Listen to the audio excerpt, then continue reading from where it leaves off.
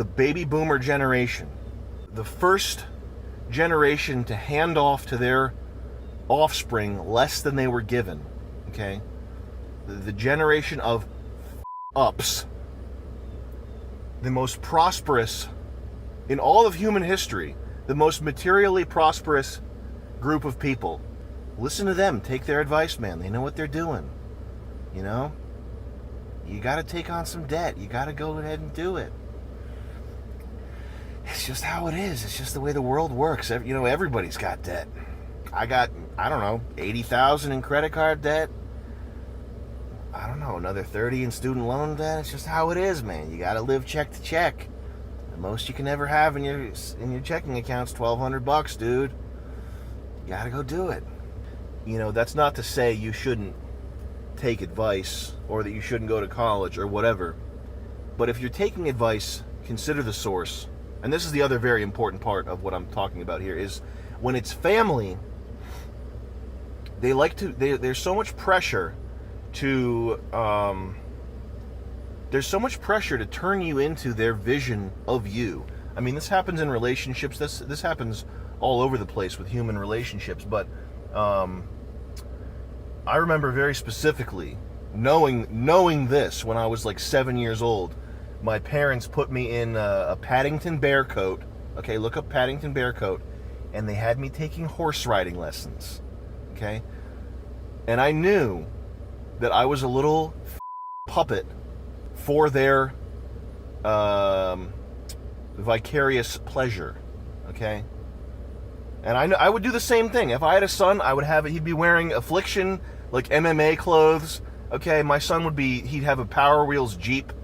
Okay, he'd probably complain, it's uncomfortable, I don't like being in the Power Wheels Jeep. And I'd say, nah, dude, it's tough, yo. That's tough. That's a tough Jeep, kid. We'd spray it primer black. He'd hate it.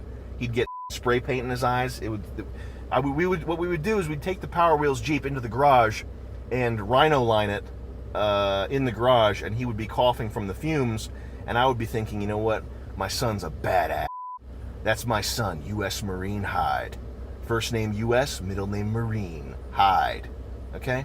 Of course you gotta live vicariously through your kids, okay? My kid's gonna be listening to System of a Down, Disturbed, Puddle of Mud. Those are the big three, okay? That's what he's gonna be listening to at 5 years old. I'm gonna be cranking it so hard his ears are gonna start bleeding. But that was my parents, their vision for me was a little horse riding in a Paddington Bear coat, okay? And I knew, this is the thing. I think when you're young, you might be able to know this, right? Like when you're young, your instincts, like you just know that someone is like with you, right? When you're a kid. And then as time goes on, you sort of get Stockholm syndrome and you see, you know, how racked your parents are by the mistakes they made. And I'm not talking about mine, I'm talking about specific, you know, generally speaking, I've seen this a lot. People are very sympathetic to the regrets of their parents, even when their parents are just complete heads. And I understand that. Okay, maybe that's the way it should be. Whatever. Okay.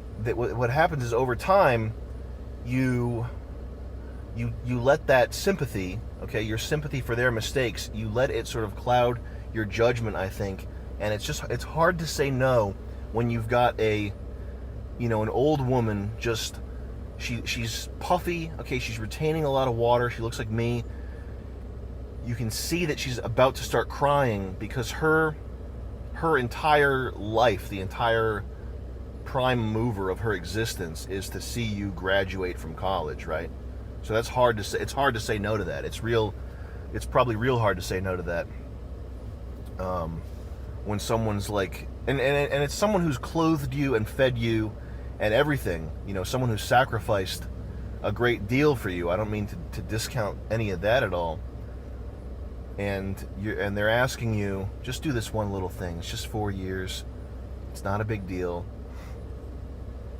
But I'm here to tell you that unless your mom is a sharp business lady, don't take a 60-year-old cat lady's advice on anything. Okay? Smile, nod, be polite, don't get in a fight about it. Okay? Yeah, that sounds like a great idea. You know, I might try that. That sounds great. Yeah. Oh, I will go to Brooks Brothers and get a new suit for my job interview. That sounds great. Oh, it's all about a firm handshake and being nice at the interview. Okay, and I'll wear Brooks Brothers. I'm sure I'll get hired for a lot of money. I'm sure I'll make enough money living in New York City that it will offset the cost of living near New York City. Okay, a nice pair of shoes, of course. Okay, smile and nod. You don't have to fight, all right? You don't have to teach an old dog new tricks. These people boomers do not have the neuroplasticity to do a complete 180.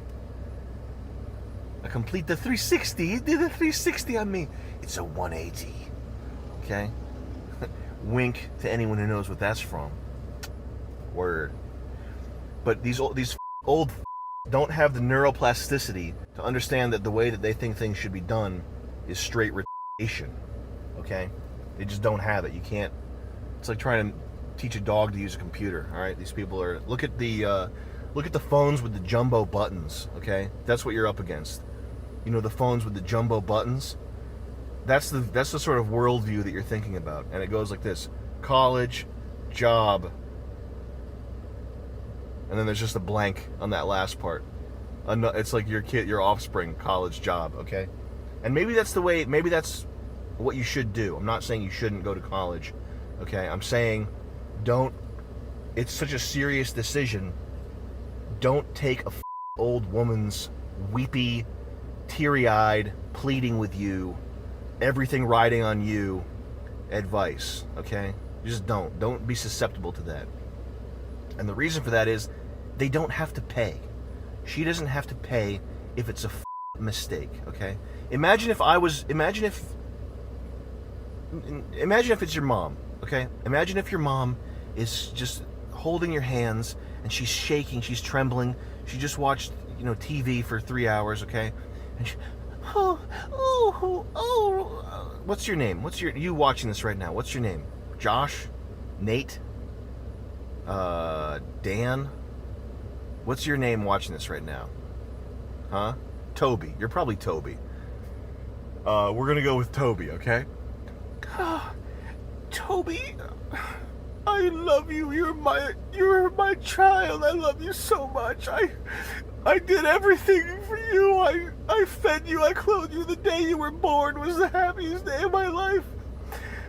Please, just promise me you'll go to hell.